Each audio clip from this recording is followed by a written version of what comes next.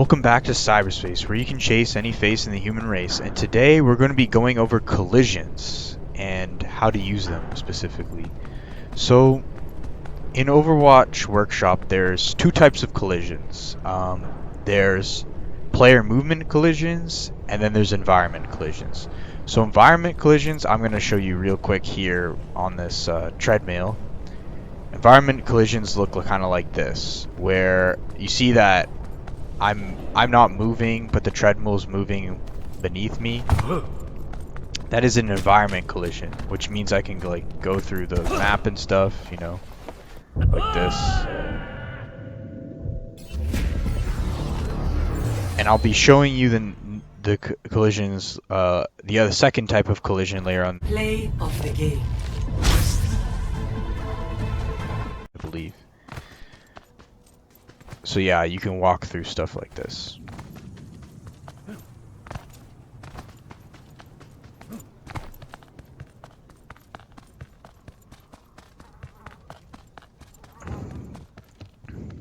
I'm going to show you the second type of collisions right here. And the second type of collision is going to be with a actual person. So see, with environment collisions you can move through the payload, but with player collisions you can actually move through the player. Let's move back into the... We'll go here. You can see that now I'm inside Roadhog and he's not colliding with me. Normally this is what would happen. You would collide with Roadhog and it would stop you. I think I messed up one of the pieces of code here. Just a second. Colors of the same. Enable collision.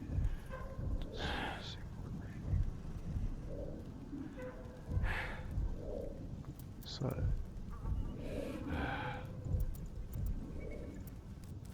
Yeah, it should enable. So.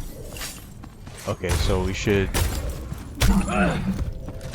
Okay, so we're still able to move through Roadhog, which shouldn't happen. For some reason, it's happening.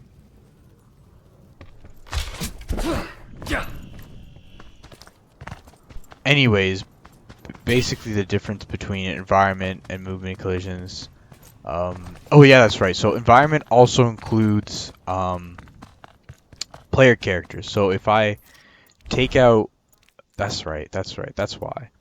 So if I take out the environment, so we enable movement collision with players and we disable movement collision with the environment, this actually causes a problem because the environment comes in tandem with players.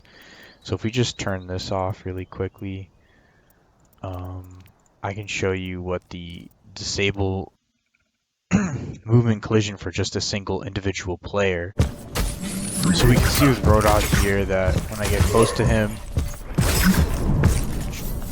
I can move through him. But when I use my interact button, I shouldn't be able to move.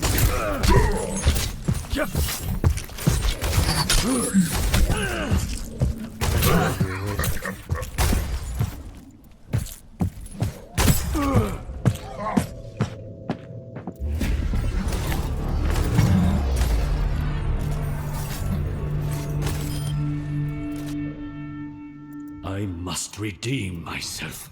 Players, true.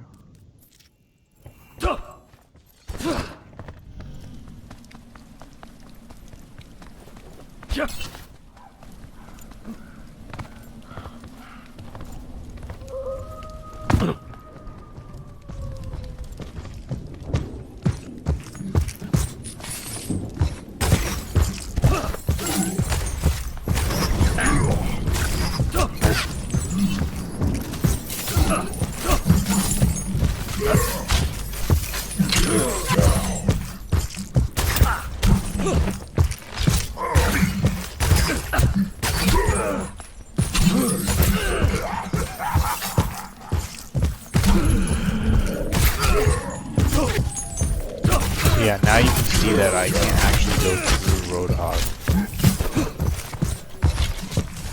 When I press interact, now I can. And just So that's basically player collisions. But environment collisions means that you can't collide with anything in your environment, which includes players. So when you have environment collisions, that means like if you hit this wall, you'll go right through it, and if you hit a player, you'll go right through that. Now, if you specifically want, no, you don't want, you want the person to go through walls, but you want them to collide with players. So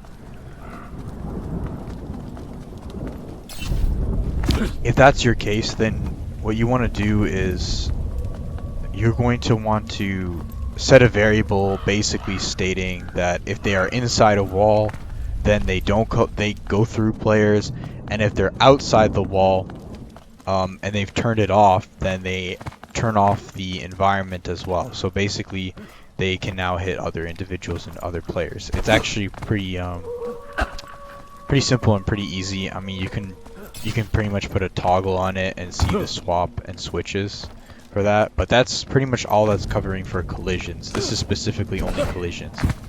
Now I have to go through over a couple of stuff like interactables in the environment will be susceptible to collision environment detection. And what I mean by that is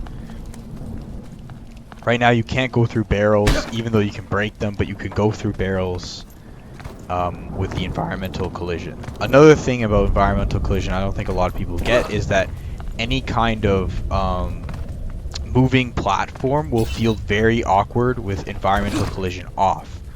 And that is because when it's off, it doesn't register a frictioned body, which means that that person has a rigid body attached to them, and they pretty much if they have a body or not.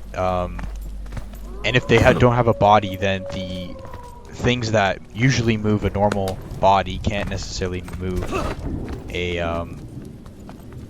non-collision one. Now, there is another way of getting past, let's just say, if you wanted to make a character not be able to be injured, then you just use the set status phased out, which I can show you guys really quick here.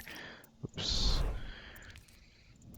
Yes, so set status phased out is a separate thing from move collision. So set status, let me go phased out. So phased out, and while a individual is phased out, they will go through people, but they won't go through the environment.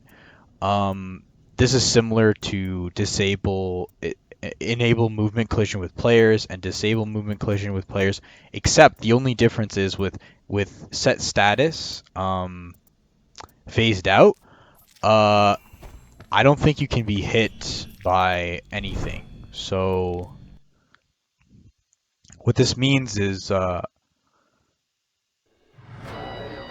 you can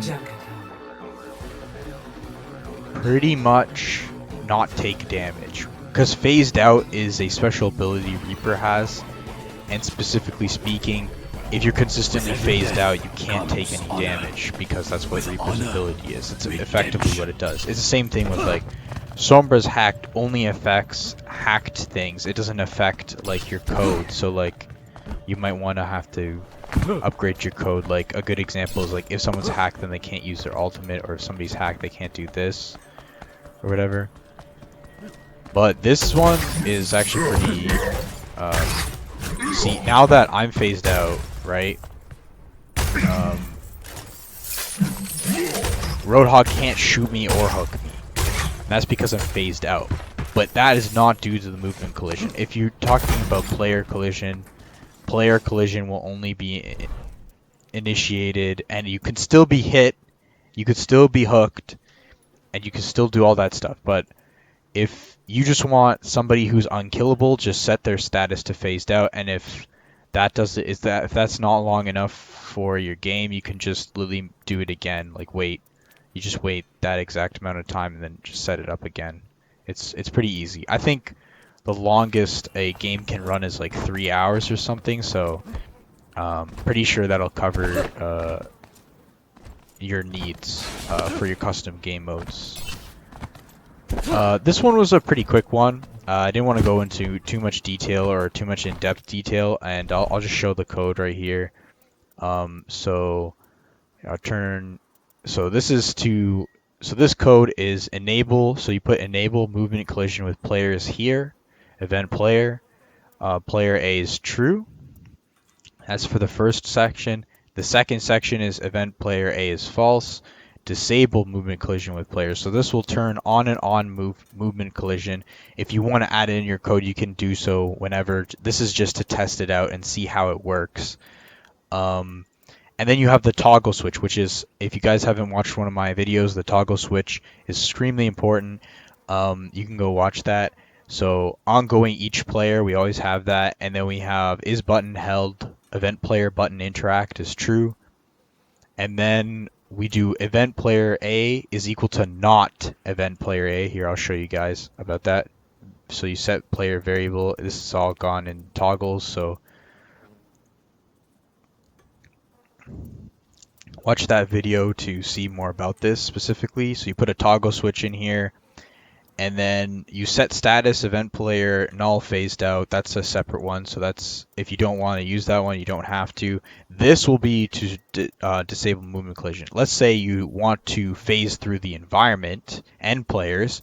Then what you're going to want to use is you want to disable movement collision with environment and make sure that you have floors checked so that your guy's not falling through the floor to false.